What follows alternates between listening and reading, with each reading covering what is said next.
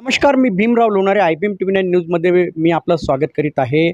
आम्ही भारताचे लोक या संघटनेच्या वतीने आज नागपूर प्रेस क्लब येथे एक पत्रकार परिषद झालेली आहे. आम्ही भारताचे लोक या अभियानाअंतर्गत ही संघटना जी आहे ही संविधानाचं जागर करीत आहे आणि तेही संवैधानिक मार्गाने करीत आहे, परंतु त्यांच्यावरती पोलिसांनी दडपशाही आणलेली आहे. आमच्यासोबत ती तरुणी आहे जिला म्हणजे पोलिसांनी दडपशाही आणलेली आहे. तुम्ही संविधानाचं जागर करत होत्या, कुठल्या भागामध्ये संविधानाचं जागर करत होत्या आणि कोणत्या पोलीस स्टेशन अंतर्गत तुम्हाला नोटीस बजावण्यात आलं? सरस्वती नगरला आम्ही करत होतो. तुमचं नाव सांगा. माझं नाव राधिका देशमुख. आम्ही सरस्वती नगरला करत होतो. आम्हाला धंतोली पोलीस स्टेशनमधनं मला नोटीस आलेली. म्हणजे नेमकं काय सांगत होत, म्हणजे काय जनजागरण करत होता तुम्ही? आम्ही शाहू फुले आंबेडकर आणि भारतीय संविधान कसं वाचवायचं याबद्दल आम्ही जनजागरण करत होतो आणि ही त्याची पुस्तिका आहे. केव्हाची घटना आहे ही? 31 तारखेची. 30ला आम्ही आदल्या दिवशी गेलेलो, 31ला सकाळी गेलो आणि 5 मिनिटात ते आले. त्यामुळे मला असा प्रश्न पडला की आपण गेलो आणि हे त्यांना 5 मिनिटात कसं माहिती पडलं आणि ते लगेच आले. म्हणजे तुम्ही संविधानाचं जागर करत होते, तुम्ही कुठल्याही म्हणजे आचारसंहितेचं उल्लंघन करत नव्हता, कुठल्याही म्हणजे पक्षाचं तुम्ही प्रचार करत नव्हता. काय वाटतंय तुम्हाला? मला असं वाटतं अभिव्यक्ती स्वातंत्र्याचे पायमल्ली होतं असं मला वाटतं. काय म्हणणं होतं? जे पोलीस आलेले होते, किती पोलीस होते तिथे? एकच पोलीसवाले काका आले होते आणि ते सिव्हिल ड्रेसमध्ये होते. त्यांनी जी नोटीस दिली त्याच्यावरती स्पष्टपणे असं लिहिलेलं आहे की या एरियात काही जरी झालं तरी सुद्धा या नोटीसला आम्ही आणि तुम्हाला व्यक्तिशः जबाबदार समजून ताब्यात घेऊ आणि अटक करू. आणि ती नोटीस कोणती आहे? एक मिनिट, मी येतोय तुमच्याकडे. ती नोटीस कोणती आहे ती दाखवाल थोडं? BNSS 168 कलम आहे. BNSS 168 म्हणजे 168 कलमा अंतर्गत तुम्हाला म्हणजे नोटीस देण्यात आली. तुम्ही संविधानाचं जागर करत आहात आणि अशात जर पोलीस जर दडपशाही करत असेल, काय वाटते कुठे चालला पुरोगामी महाराष्ट्र?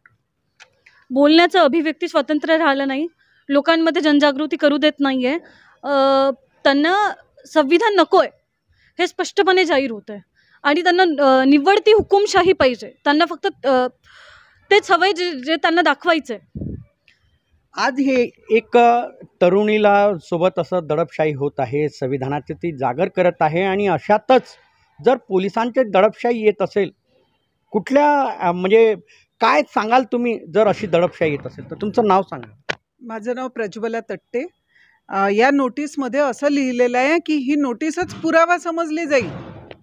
तो इथे या भागात जर काही दंगा झाला, लॉ अँड ऑर्डरची काही सिच्युएशन आली तर या नोटीसलाच पुरावा समजून तुमच्यावर कारवाई केली जाईल. म्हणजे एक उमलत एक पर्सनॅलिटी जी असते सोशल वर्कर म्हणून किंवा काँग्रेसची, ती आता युवक काँग्रेसमध्ये आहे, त्याचे पदाधिकारी आहे, तर अशा व्यक्तीचं पुढे जाऊन म्हणजे कोणत्याही संघटनेमध्ये म्हणा किंवा कोणत्याही राजकीय पक्षामध्ये म्हणा, ते फूल उमलण्याच्या आधीच तुम्ही त्याला कुस्करून टाकलं ना. कोणताही बॅनर नव्हता.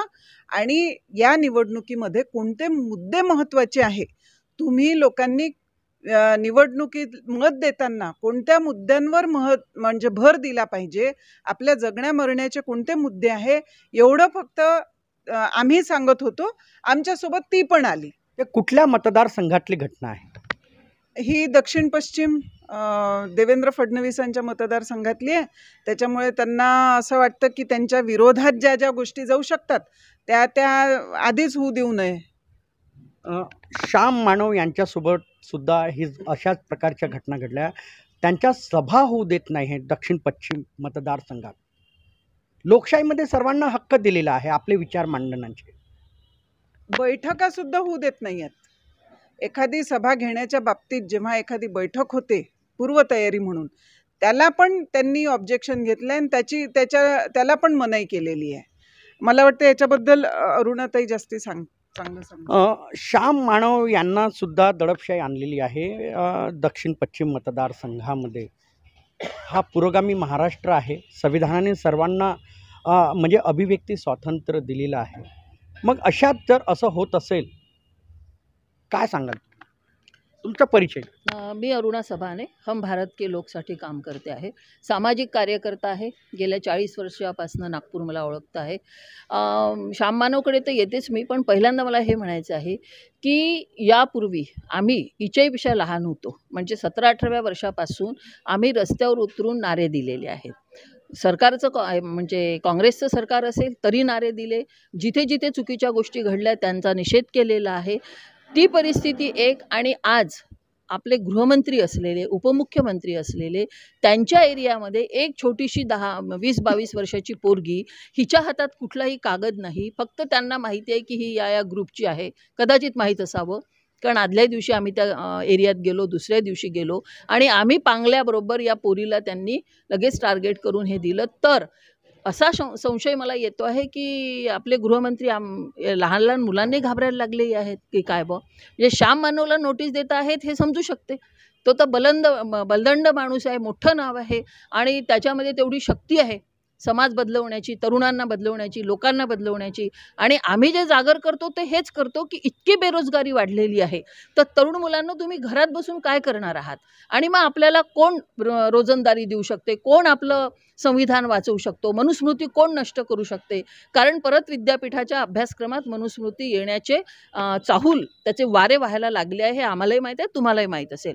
असं सगळं जनजागरण आम्ही करत असताना, महिलांवर अत्याचार होत आहे याची जागृती त्यांना देत असताना, म्हणजे गृहमंत्री ज्या नागपुरातला आहे त्या नागपूरमध्ये रोज बलात्कार होतात, कोणी त्याच्यावर बोलत नाही, त्या लोकांना अटक होत नाही. सर्रास म्हणजे असे बिनधास्त झालेले आहेत हे गुंड लोक, बलात्कार करणारे लोक, काहीच कशाची भीती नाही. तर या छोट्याशा मुलीला ते घाबरतात.